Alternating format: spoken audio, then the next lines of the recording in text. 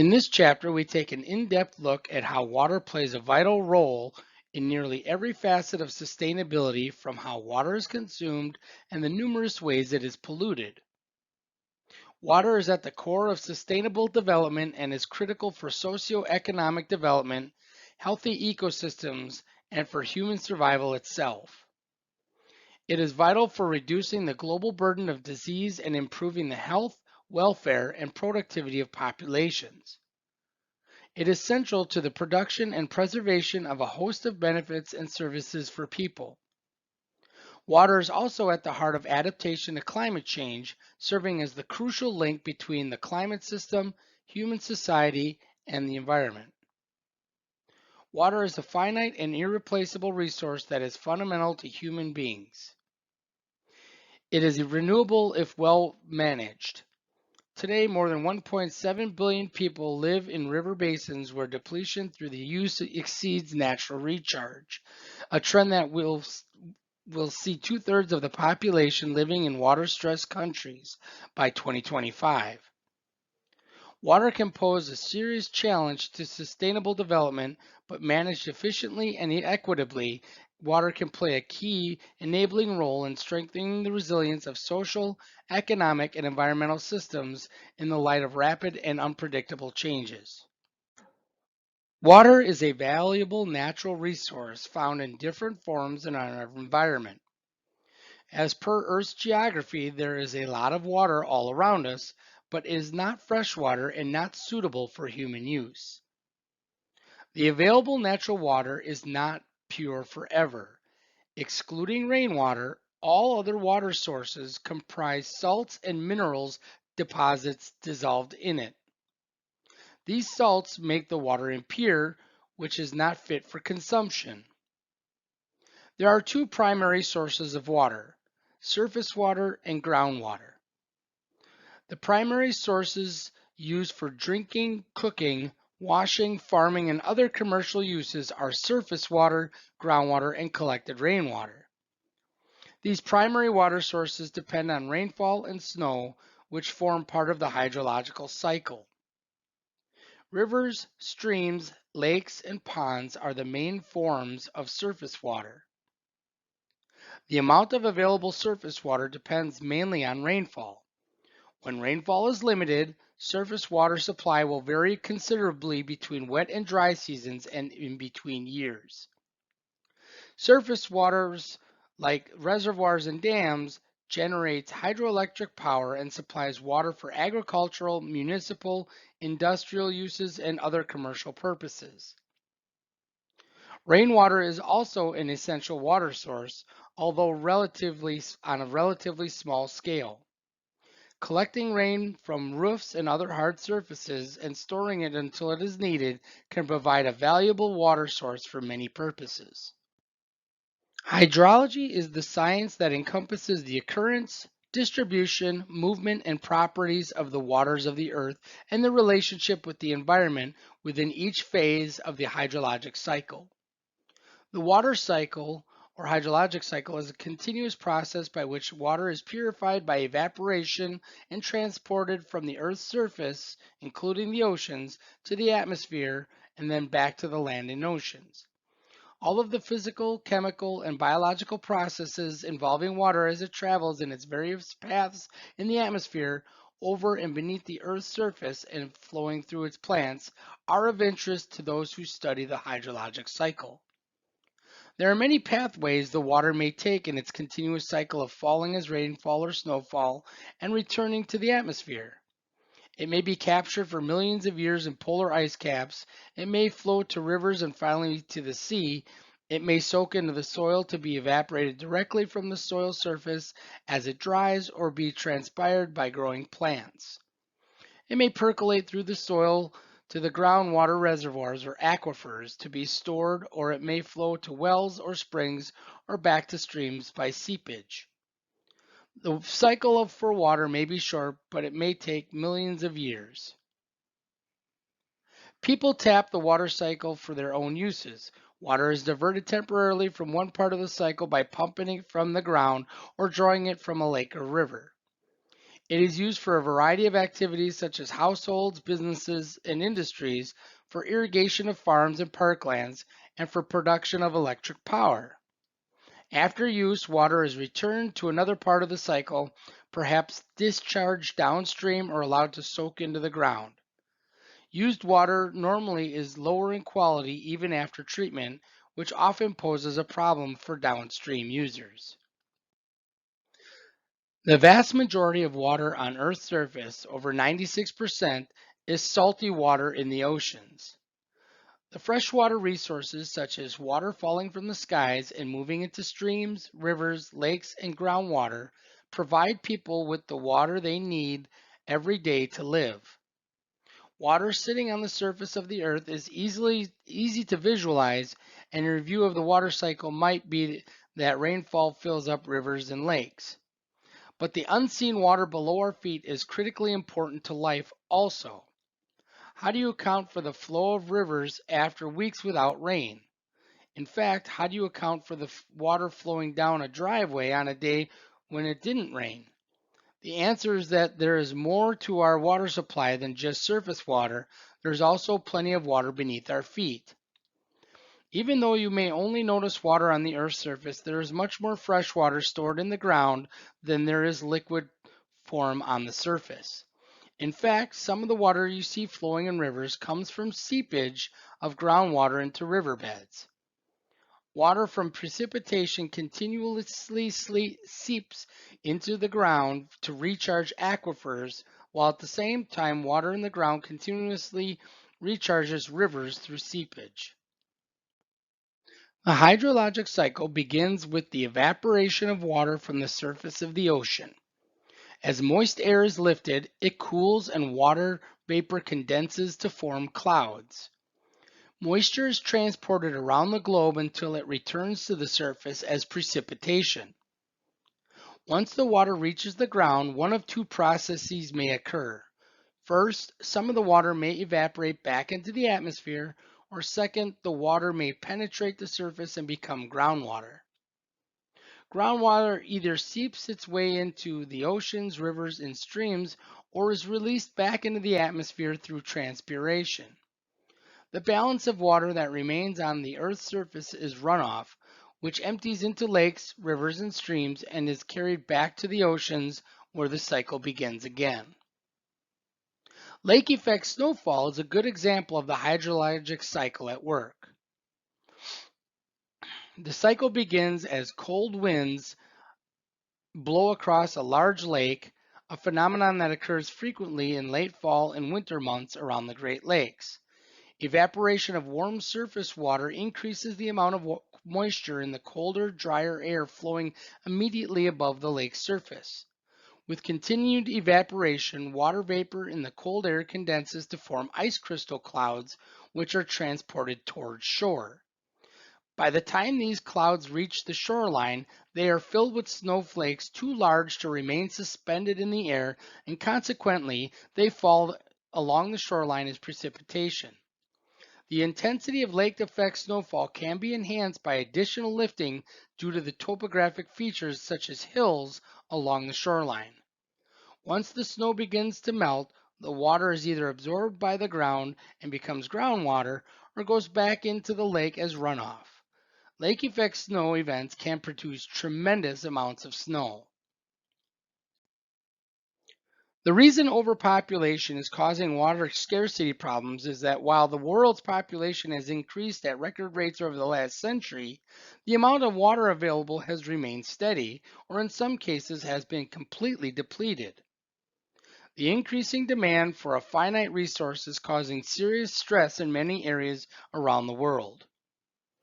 This is much obvious and basic, but there's more factors at work here than simply people needing more potable water. An increase in population also fuels an increase in food needs. Agriculture uses tremendous amounts of water, and increased food demand requires more farming to meet them. Also, food production uses and wastes a lot of water. In addition to using massive amounts of water, wastewater generated from food production and agricultural activities is a major source of environmental pollution. According to a U.S. Geological Survey report, agriculture is a major user of groundwater and surface water in the United States, and irrigation accounted for 42% of the nation's total freshwater withdrawals in 2015. Water applied as irrigation allows for crop production in arid regions and supplements soil moisture in humid regions when growing season precipitation is insufficient. Irrigation has enhanced both the productivity and profitability of the agricultural sector. According to the 2017 Census of Agriculture, farms with some form of irrigation accounted for more than 54% of the total value of U.S. crop sales, while irrigated land accounted for less than 20% of harvested cropland. Irrigated crop production helps to support local rural economies in many areas of the United States and contributes to the nation's livestock, food processing, transportation, and energy sectors. The 2017 Census of Agricultural reported the total U.S. irrigated cropland at 58 million acres. Much of the irrigated land is concentrated in the western U.S., where the production of many crops requires irrigation. Irrigation is also common in the southeastern U.S., particularly along the Mississippi Valley in Arkansas, Louisiana, and Tennessee, as well as southern Georgia and central Florida. Where irrigation occurs depends on regional cropping patterns, local climatic conditions, as well as the availability of surface and groundwater resources. The importance of irrigation for U.S. agricultural production has evolved over the past century. Since 1890, irrigated acreage nationwide has grown from less than 3 million acres to over 58 million acres in 2017. Expansion in the nation's irrigated land was attributable in part to federal, state, and local water development projects, as well as innovations in groundwater pumping technologies. More recently, the intensity of irrigation has declined in response to regional shifts in area irrigated, changing cropping patterns, and improved efficiency in water application technologies. Manufacturing and other industries use water during the production process for either creating their products or cooling equipment used in creating their products. According to the United States Geological Survey, industrial water is used for fabricating, processing, washing, diluting, cooling, or transporting a product. Industrial water and wastewater is a byproduct of industrial or commercial activities. Whether it's the food we eat or the products we consume, water is required for nearly every step of production across a multitude of different industries. The resulting wastewater must be carefully managed. Depending on the product being manufactured and the raw water quality in the region, different levels of industrial water treatment technologies will be needed. For medical, electronics, manufacturing, and food processing, deionizing water is an essential ingredient. Called ultra-pure water, this has almost all of the minerals, dissolved gas, and dirt particles removed from the water, which could otherwise interfere with the manufacturing of precise and sensitive products such as circuit boards. Meanwhile, feed water is used in boilers and cooling towers to ensure efficiency, maximize boiler and system life, reduce maintenance costs, and maintain levels of operation performance.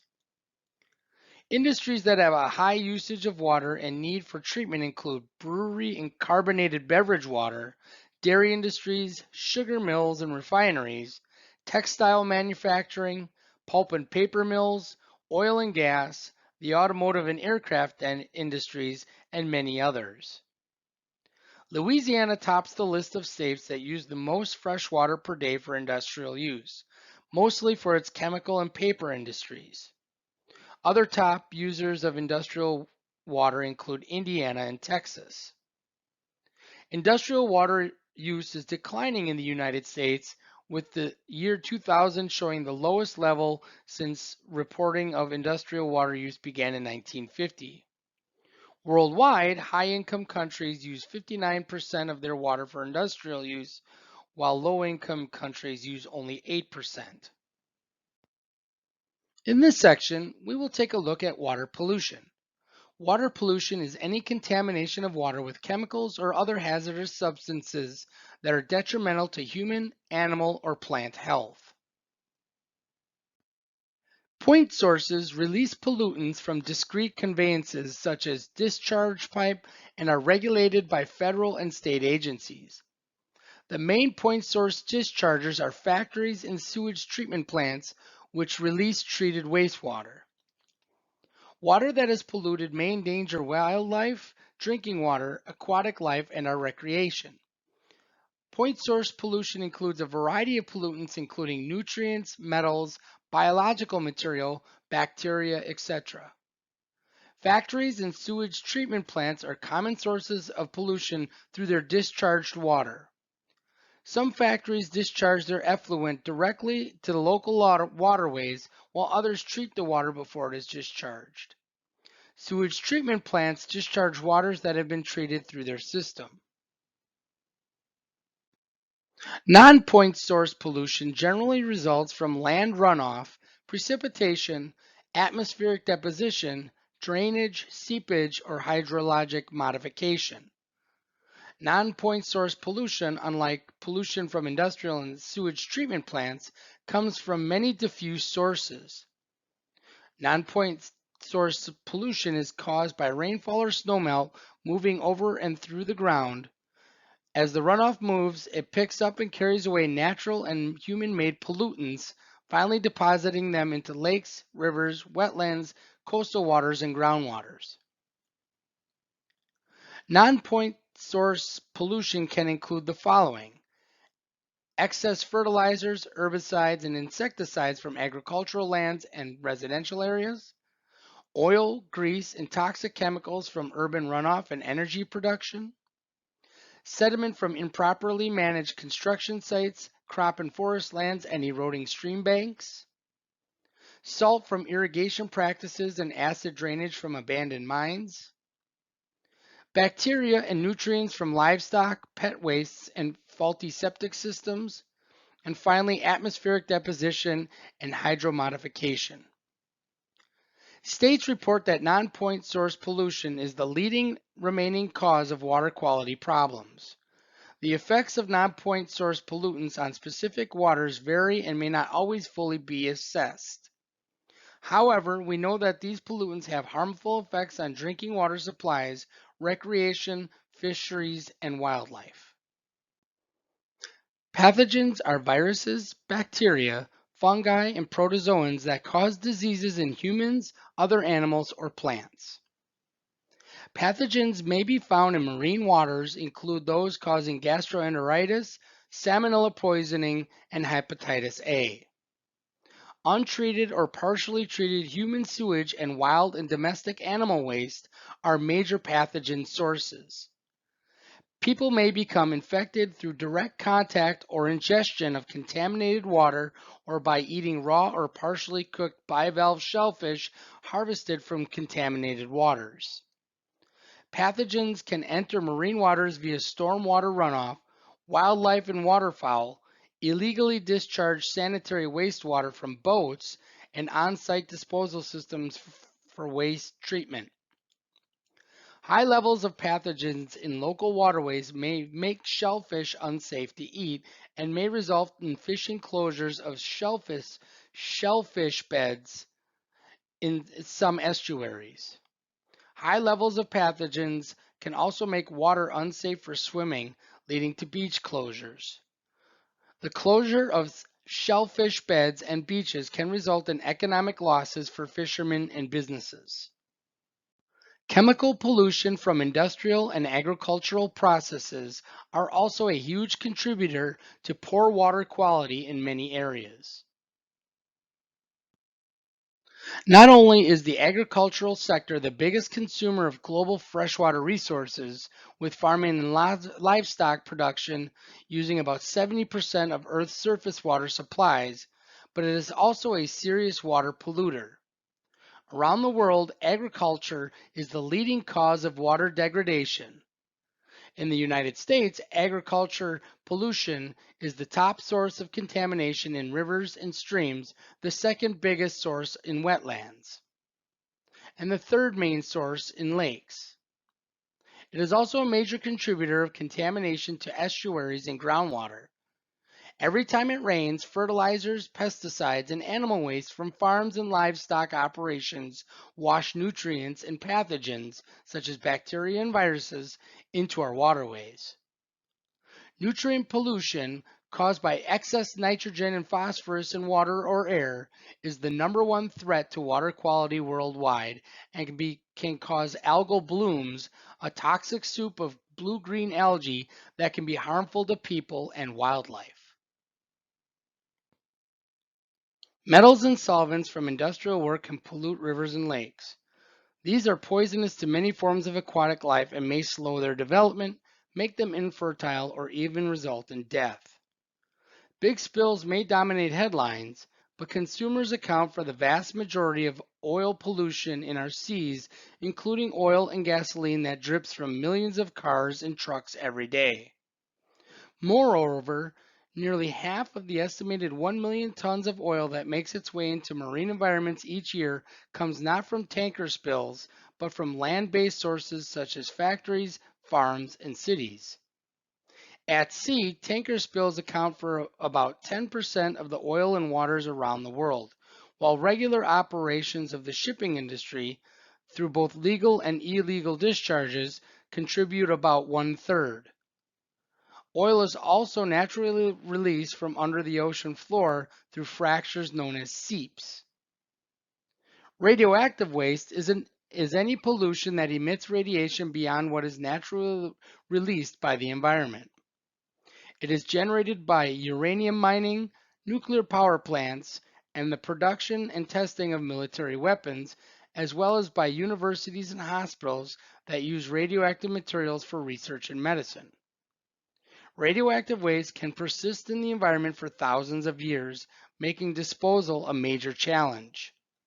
Consider the decommissioned Hanford Nuclear Weapons Production Site in Washington, where the cleanup of 56 million gallons of radioactive waste is expected to cost more than $100 billion and last through 2060.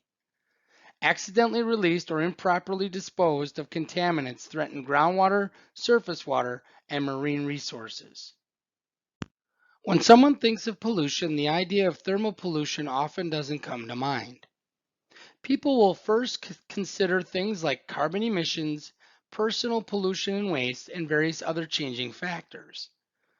However, thermal pollution is a real and persistent problem in our modern society.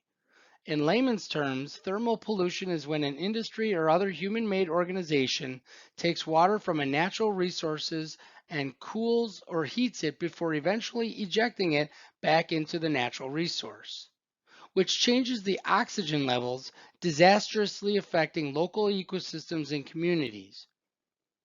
To properly control and maintain thermal pollution, businesses and governments have taken many steps to manage how plants use water effectively. However, the effects are still lingering today. Production and manufacturing plants are the biggest sources of thermal pollution. These plants draw water from a nearby source to keep machines cool and then release it back to the source at higher temperatures. When heated water returns to the river or ocean, it raises the overall water temperature immensely. Other than different power plants, the different petroleum refineries, pulp and paper mills, chemical plants, steel mills, and other industrial facilities contribute greatly to thermal pollution.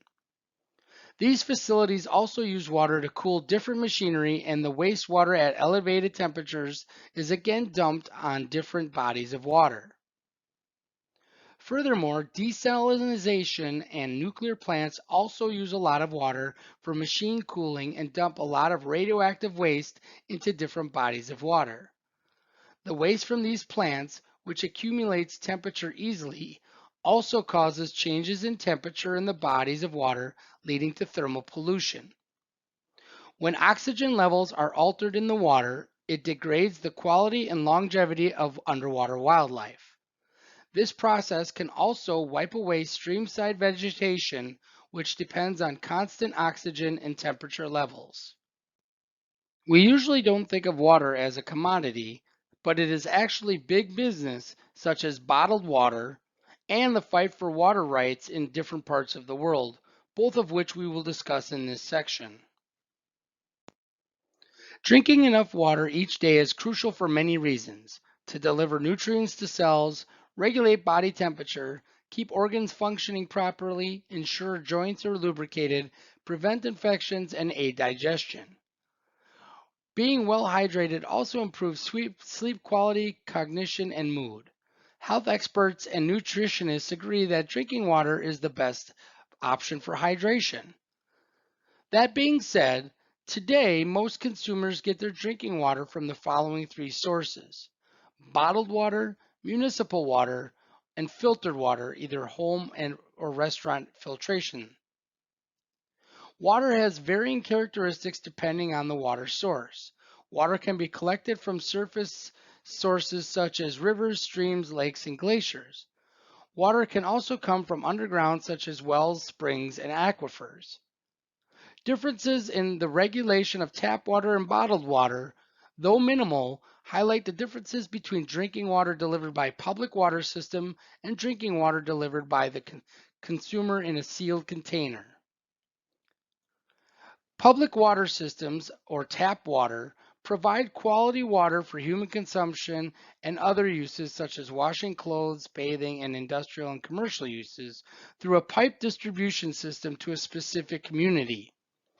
Public water systems are granted exclusive rights to provide water to consumers in particular geographic or municipal area. Consumers do not, therefore, have a choice which public water system will provide water to their homes or businesses. Tap water is regulated by the U.S. Environmental Protection Agency, or EPA. Bottled water is a packaged food product that is regulated by the Federal Drug Administration, or FDA, and is intended solely for human consumption. It is sold in individual sanitary sealed containers. Consumers have a variety of bottled water choices available to satisfy their particular tastes and price preferences. It is sold in many different package sizes, including 3 and 5 gallon containers used with water coolers, 2.5 gallon refrigerator sized containers, and on the go convenience sized packages of half a liter, 1 liter, and 1.5 liter. Consumers choose bottled water for several reasons: taste, quality, safety, and convenience. Not only is bottled water regulated by the FDA as stringently as EPA regulates tap water, but also in some cases the FDA bottled water regulations are more stringent. In the past few years, severe droughts in India and Iran have led to big increase in conflicts over access to irrigation and domestic water and to demonstrations against water diversions from one community to another. Growing population pressures combined with worsening ethnic and religious conflict in sub-Saharan Africa continue to lead to hundreds of deaths per year from violence between pastoralists and farmers over scarce water supplies. And computerized water systems are experiencing growing cyber attacks that threaten water safety, quality, and reliability. Violence over water takes one of three forms. The first is trigger. Access and control of water can be a trigger for violence, such as the demonstrations and riots in Iran in 2019, 2020, and 21 over the diversion of water away from a river in the city of Isfahan, and growing number of killings over access to irrigation water in India and Pakistan during severe droughts. The second is weapon. Water and water systems can be weapons of violence, such as when armed groups in Libya cut off water to Tripoli by attacking water pumping stations, or when Israeli settlers flooded Palestine olive groves with sewage in 2019, or when the FBI in the United States arrested neo-Nazis for plotting to poison water supplies in an effort to ignite violence in 2020. Casualty. Water and water systems can be casualties of violence when they are attacked during conflicts that may start for other reasons. Yemen's civilian water infrastructure has been repeatedly attacked during the war there. Israeli settlers and military have reportedly destroyed a wide range of Palestinian agriculture, irrigation systems, water tanks, and water sources over the past 3 years. Egyptian hackers launched a cyber attack on Ethiopian water systems in June of 2020 in opposition to the Grand Ethiopian Renaissance Dam that the same year Israel reported several cyber attacks on Israeli water infrastructure. Water tanks, dams, and water utility equipment have all been attacked in recent incidents around the world. Water has a profound effect on the local ecology, and there are numerous ways that if pollution or other man-made issues arise, the local ecology can be seriously affected. The sediment cycle starts with the process of erosion, whereby particles and fragments are weathered from rock material. Action by water, wind, glaciers, and plant and animal activities all contribute to the erosion of Earth's surface. Fluvial sediment is the term used to describe the case where water is the key agent for erosion. Natural or geologic erosion takes place slowly, over centuries or millennia. Erosion that occurs as a result of human activity may take place much faster. It is important to understand the role of each when studying sediment transport. Any material that can be dislodged is ready to be transported. The transportation process is initiated on the land surface when raindrops result in sheet erosion. Rills, gullies, streams, and rivers then act as conduits for sediment movement. The greater the discharge or rate of flow, the higher the capacity there is for sediment transport. The final process in the cycle is deposition. When there is not enough energy to transport the sediment, it comes to rest. Sinks or depositional areas which can be visible as newly deposited material on a floodplain, bars and islands in a channel, and deltas. Considerable deposition occurs that may not be apparent, as on lake and riverbeds. A knowledge of sediment dynamics is an integral part of understanding the aquatic ecosystem. Sediment plays a major role in the transport and fate of pollutants and is clearly a concern in water quality management. Toxic chemicals can become attached or absorbed to sediment particles, then transported to and deposited in other areas. These pollutants may later be released into the environment. By studying the quantity, quality, and characteristics of sediment in the stream, scientists and engineers can determine the sources and evaluate the impacts of the pollutants on the aquatic environment. Once the sources and impact are known, action can be taken to reduce the pollutants. The association of toxic chemicals with sediment is an issue of national importance. Deposition of sediment in rivers or lakes can decrease water depth, making navigation difficult or impossible. To ensure access, some of the sediment may be dredged from the stream or harbor, but this may release toxic chemicals into the environment. To determine how much dredging needs to be done and how often, water levels must be monitored and the rates of sediment transport and deposition estimated. Stream-borne sediment directly affects fish populations in several ways. Suspended sediment decreases the penetration of light into the water. This affects fish feeding and schooling practices and can lead to reduced survival. Suspended sediment in high concentration irritates the gills of fish and can cause death. Sediment can destroy the protective mucus covering the eyes and scales of fish, making them more susceptible to infections and disease. Sediment particles absorb warmth from the sun, thus increase water temperature. This can stress some species of fish. Suspended sediment in high concentrations can dislodge plants, invertebrates, and insects in the stream bed. This affects the food source of fish and can result in smaller or in fewer fish. Settling sediments can bury and suffocate fish eggs. Sediment particles can carry toxic agricultural and industrial compounds. If these are released in the habitat, they can cause abnormalities or death in the fish. Over the past 100 years, the United States has led the world in dam building. We blocked and harnessed rivers for a variety of purposes. Those purposes include hydropower, irrigation, flood control, and water storage. The U.S. Army Corps of Engineers has cataloged at least 90,000 dams greater than 6 feet tall that are blocking our rivers and streams. There are tens of thousands of additional small dams that fall through the cracks of our national inventory. While dams can benefit society, they also cause considerable harm to rivers. Dams have depleted fisheries, degraded river ecosystems, and altered recreational opportunities on nearly all of our nation's rivers. Dams prevent fish migration. This limits their ability to access spawning habitat, seek out food resources, and escape predation. Fish passage structures can enable a percentage of fish to pass around a dam, but their effectiveness decreases depending on the species of fish and the number of dams fish have to traverse.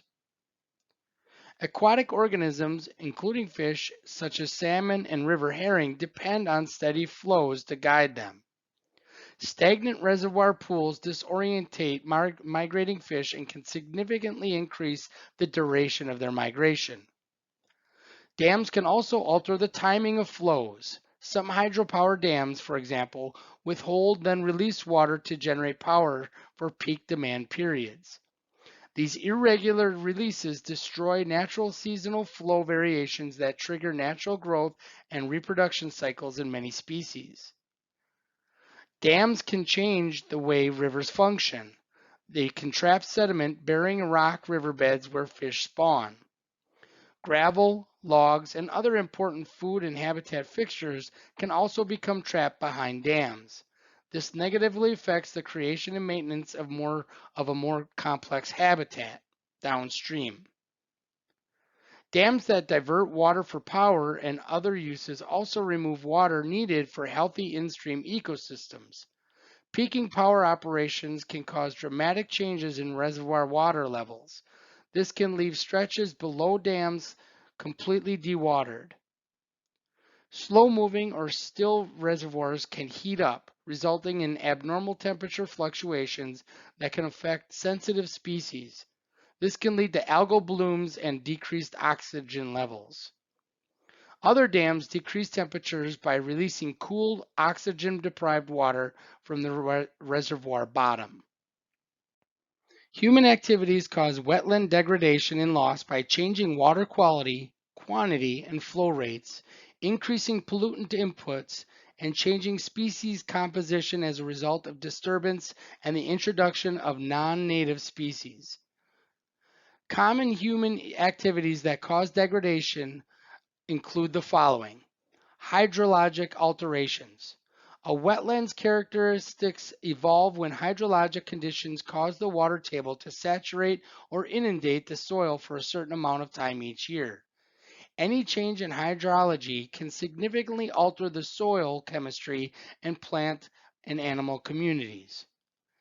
Common hydrologic alterations in wetlands include deposition of fill material or for development, drainage for development, farming, and mosquito control, dredging and stream channelization for navigation, development, and flood control, diking and damming to form ponds and lakes, diversion of flow to or from wetlands, addition of impervious surfaces in the watershed, thereby increasing water and pollutant runoff into the wetlands. Although wetlands are capable of absorbing pollutants from the surface water, there is a limit to their capacity to do so. The primary pollutants causing wetland degradation are sediment, fertilizer, human sewage, animal waste, road salts, pesticides, heavy metals, and selenium. Pollutants can originate from many sources, including runoff from urban, agricultural, silvicultural, and mining areas, air pollution from cars, factories, and power plants, old landfills and dumps that leak toxic substances, marinas where boats increase turbidity and release pollutants. Wetlands plants are susceptible to degradation if subjected to hydrological changes and pollution inputs. Other activities that can impair wetland vegetation include grazing by domestic animals, introduction of non-native plants that compete with natives, and removal of vegetation for peat mining.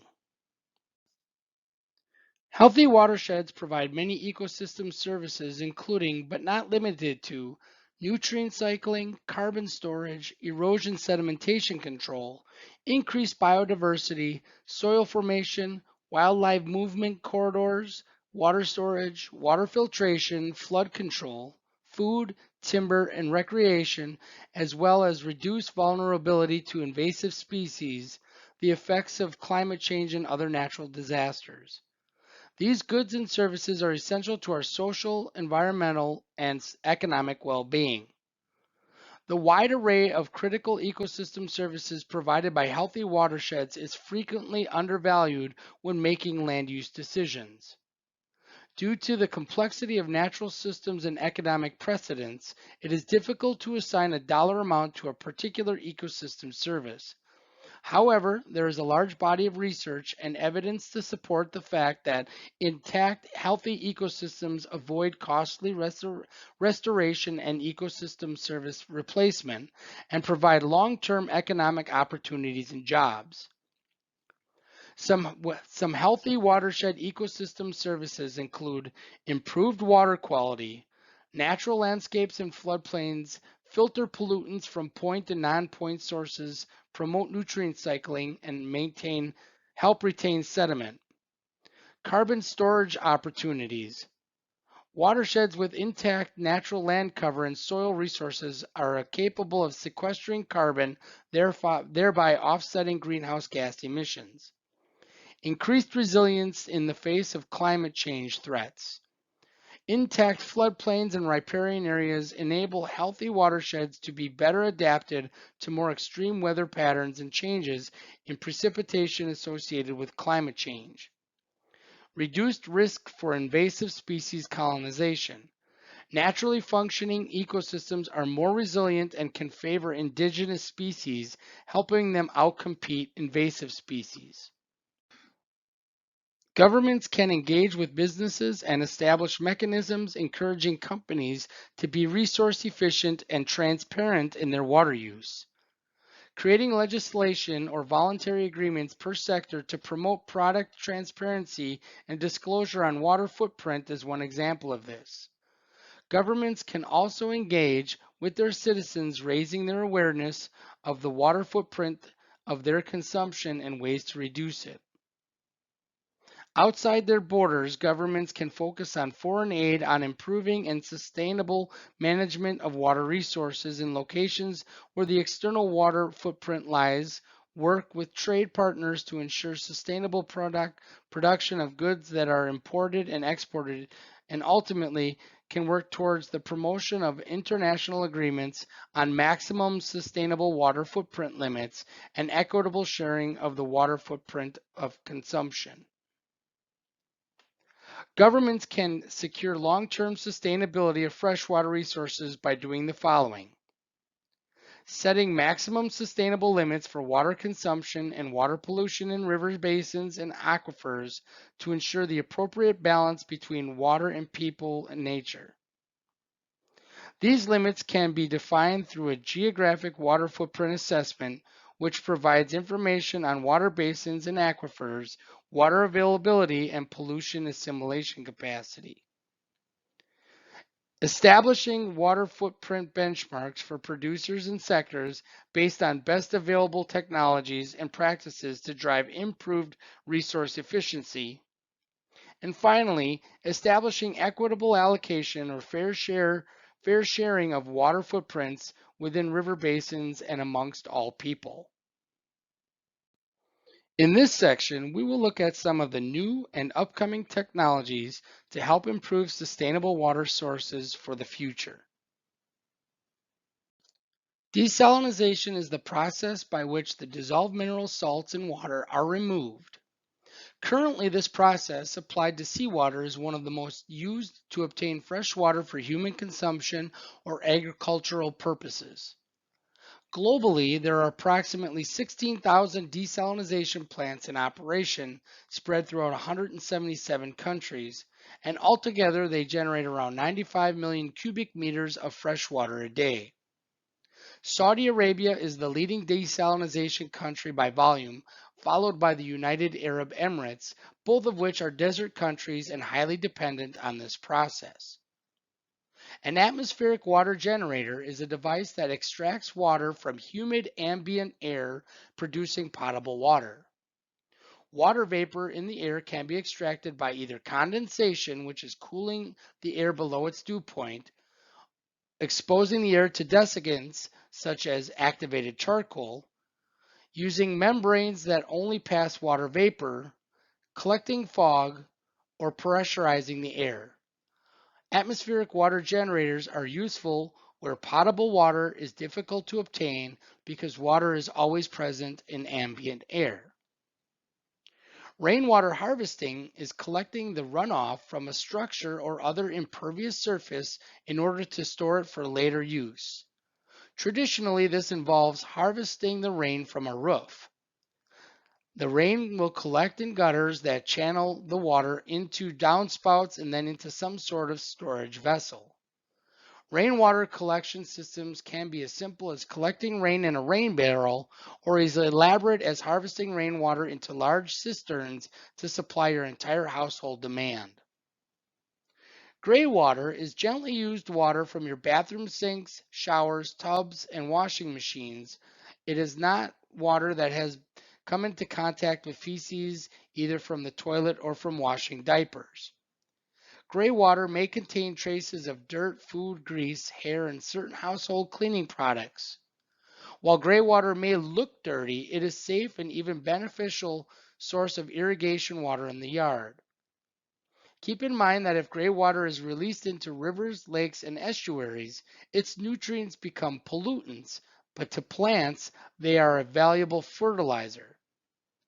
Aside from the obvious benefits of saving water and money on your water bill, reusing your gray water keeps it out of the sewer or septic system, thereby reducing the chance that it will pollute local water bodies. Reusing gray water for irrigation reconnects urban residents and our backyard gardens to the natural water cycle. Drip irrigation or trickle irrigation is a type of micro irrigation system that has the potential to save water and nutrients by allowing water to drip slowly to the roots of plants, either from above the soil surface or buried below the surface. The goal is to place water directly into the root zone and minimize evaporation. Drip irrigation systems distribute water through a network of valves, pipes, tubing, and emitters. Depending on how well designed, installed, maintained, and operated it is, a drip irrigation system can be more efficient than other types of irrigation systems, such as surface irrigation or sprinkler irrigation. Deficit irrigation is water management strategy that concentrates the application of limited seasonal water supplies on moisture-sensitive crop growth stages to maximize the productivity of applied water. A swale is a shallow trench dug along a land's contour with a berm on the downhill side created with soil from the trench. All points along the contour line are exactly the same height above sea level. Water conservation has become essential in all regions, even where water seems abundant. That's because our water resources are finite and they are getting smaller every year. In addition to saving money on your utility bill, water conservation helps prevent pollution in nearby lakes, rivers, and local watersheds. Conserving water also prevents greenhouse gas emissions associated with treating and distributing water. Conserving water can also extend the life of your septic system by reducing soil saturation and reducing pollution due to leaks. Overloading municipal sewer systems can cause untreated sewage to flow to lakes and rivers. The smaller the amount of water flowing through these systems, the lower the likelihood of pollution. In some communities, costly sewage system expansion has been avoided by community-wide household water conservation. One of the highest priorities for international aid organizations by making drinking water, sanitation, and hygiene, otherwise known as the WASH services, accessible to the poorest parts of the world. While great strides have been made, 2.5 billion people still don't have access to toilets and latrines. This in turn breeds waterborne diseases, one of which is the leading cause of death and illness in the world. Some solutions are simple and inexpensive, but still require the buy-in needed from the people who would be using them. It is often hard to convince people to change their ways. The scale of implementation has to be applicable to the people using it along with the initial costs. Finally, the local community must take ownership of the solution to ensure success, including implementation and training to maintain the systems. Watershed management is a term used to describe the process of implementing land use practices and water management practices to protect and improve the quality of water and other natural resources within a watershed by managing the use of those land and water resources in a comprehensive manner. Watershed management planning is a process that results in a plan or a blueprint of how to best protect and improve the water quality and other natural resources in the watershed. Very often, watershed boundaries extend over political boundaries into adjacent municipalities and/or states. This is why comprehensive planning process that involves all affected municipalities located in the watershed is essential to successful watershed management. Runoff from rainwater or snowmelt can contribute significant amount of pollution into lakes and rivers. Watershed management helps to control pollution of the water and other natural resources in the watershed by identifying the different kinds of pollution present in the watershed and how those pollutants are transported and recommending ways to reduce or eliminate those pollution sources. Wetland restoration involves taking efforts to restore a former or degraded wetland's physical, chemical, or biological characteristics to return to its natural functions. Wetland restoration and protection often include on-the-ground collaborations between nonprofits, local governments, and industry to advance shared interests. Voluntary wetland restoration and protection often emphasize wetland functionality to best support broader ecosystems and ecosystem services. Many state and tribe programs rely on voluntary restoration and protection activities as a basis for their wetland programs because of its broad focus. Riparian buffers are strips of vegetation such as trees, shrubs, or grass planted next to streams or other water bodies. By planting vegetation along streams, space is created between the water and upland land uses, which helps protect the water quality and stream habitat. Benefits of riparian buffers include stream bank stabilization, erosion and sediment control, filtration of nutrients and other pollutants, reduces the impact from floods, habitat and food for wildlife and pollinators, and finally shade for streams. Man-made dams, roads, and other barriers prevent migratory fish from reaching their feeding and breeding habitats, while the stagnant water in reservoirs behind dams become deadly hot tubs for many fish species. Climate change and habitat destruction amplify the threat, leading to the disappearance of even more fish species. When these barriers challenge the world's migratory fish, the impacts are wide-ranging for people and nature. Migratory fish are an essential part of nature's food chain, feeding eagles, otters, seals, and other fish and wildlife as they move along rivers and oceans. They play an important role in the cultures and lives of many indigenous communities, serving as sources of food, trade, wealth, and spirituality. The removal of dams restores the natural flows and conditions of rivers as well as the benefits they provide. Obsolete dams can have a wide range of impacts on the environment and local communities, including loss of biodiversity, blocking fish migrations, trapping sediment and nutrients that maintain habit and estuary health, and altering flow patterns that drive the productivity of downstream floodplains and wetlands. These impacts can affect public safety, food and water supplies, livelihoods, recreation, and overall community well being. The water crisis refers to a global situation where people in many areas lack access to sufficient water, clean water, or both. Arid climate and densely populated areas have combined in many parts of the world to create water shortages, which are projected to worsen in the coming years due to population growth, water overuse, water pollution, and climate change. Specifically, climate change shifts precipitation patterns and causes the snowpack that recharges rivers to melt earlier in the year. Furthermore, rising sea levels associated with climate change worsen saltwater intrusion. The term water scarcity refers to insufficient access to water resources necessary to sustain a region. The term applies to both human activities such as drinking and cooking, as well as the healthy functioning of an ecosystem. Water scarcity can range from a challenging yet manageable water shortage to a full-blown water crisis.